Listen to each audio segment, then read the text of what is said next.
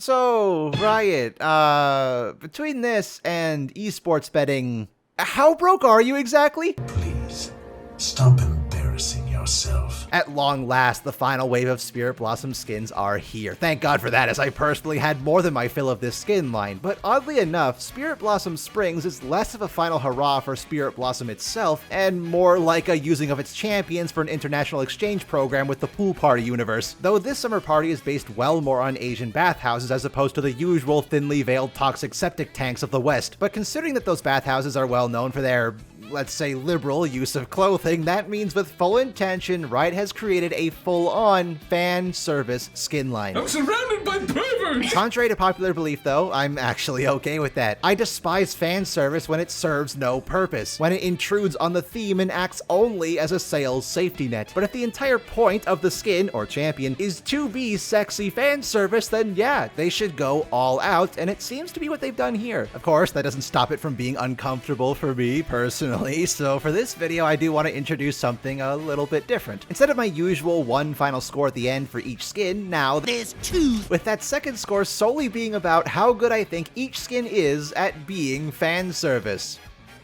You see, it's funny because for me, it's more like a pain index. Beginning with the skin that already released 2 weeks ago, Spirit Blossom Springs Yunara. Well, it's about that time for me to immediately go back on my word. Hypocrites. Why did Yunara get a fan service skin? And not because the skin itself is bad. In fact, the watery effects translate fantastically from her base skin. The floating ducks in place of her orbs are positively adorable, and there is a novelty in the normally hardworking champion getting a skin that's more cathartic and relaxing. My main issue is that it feels very hollow, inauthentic. You know, the other champions in the skin line don't have this problem because they're old. But for a brand new champion's first ever skin to lean this hard into fan service, I can't help but read that as anything but damn.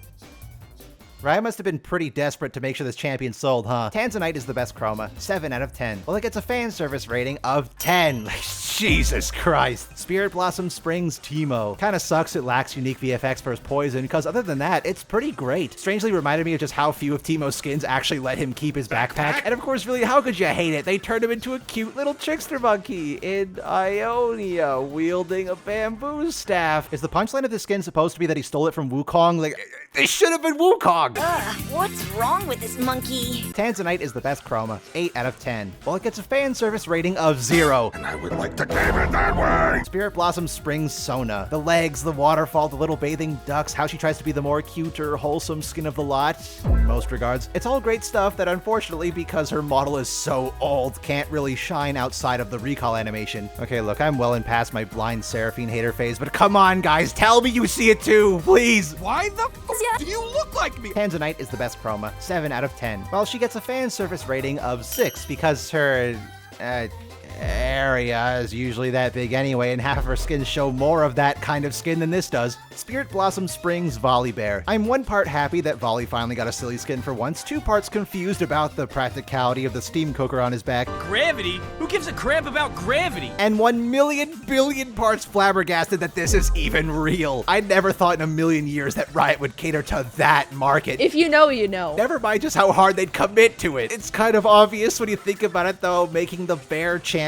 into a very different kind of bear, or maybe he's supposed to be Tanuki, but that gives a whole other kind of implication. Balls. Emerald is the best chroma because he's a panda, 8.5 out of 10. Well, he gets a fan service rating of 10. They knew exactly what they were doing with that splash art. Spirit Blossom Springs Set. Well, this is kind of redundant, isn't it? Set is already kind of an inherently fan service champion, already had a pool party skin, and the wasted potential here is Immense. a half-naked, battle-damaged, and scarred Set trying to relax whilst the steam rising off of his body is used as a clever replacement for his fur. But alas, there are no scars to speak of besides his usual, and the fur steam is really just a solid model mesh that's barely opaque, so it looks more like a gelatinous mass of jello that ironically covers up most of the fan service. Rose Quartz is the best chroma, 6 out of 10. Well, it gets a fan service rating of 8. I mean, come on, let's be honest though, a fan service set skin is about as crazy a concept as liquid water. Spirit Blossom Springs Aphelios, Prestige Edition. Unfortunately, as has become customary for Mr. 200 years, his latest skin is again a conflict of interest. He's trying to be this small little dainty twink, but man's is shaped like a roided up Dorito, on top of nothing being done creatively for the weapon so that they feel appropriate for this setting. It's not terrible, looks fine, but I don't think it's what you'd really want out of a prestige skin. But honestly, at this point, what are prestige skins other than expensive standard skins that don't get any chromas? I hope you're hungry.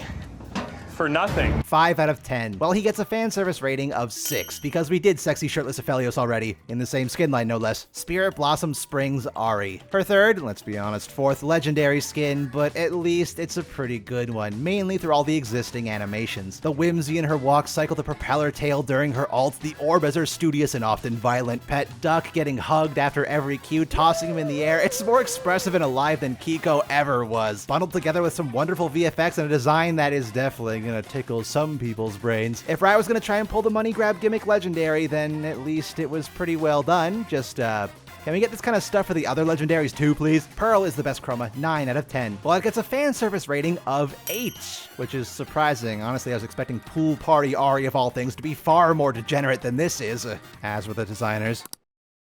You freak. Spirit Blossom Springs Ahri After Hours. 2 points. You got 2 points for every $100 of the gacha garbage. Get out of here. Well, it gets a fan service rating of 9 for the splash and the splash alone. The actual model's like a 5. How is it less fan servicey than the default version? Overall, Spirit Blossom Springs gets a 7.5 out of 10. I can't believe that Volibear skin is real. But those are just my thoughts. What do you fellas think of Spirit Blossom Springs? I am curious to see what people more interested in this kind of thematic feel about them. Do you think these skins are successful at being fan service? Were they not fan servicey enough? Please inform me that you didn't make a drinking game out of how many times I said fan service in this video as to confirm that you didn't perish from alcohol poisoning. But until next time, fellas, a new batch of variety skins are on the way. And if they're anything like last time, then I am pretty damn excited. But until that moment, thank you fellas for watching, and hopefully I will see you in the next video.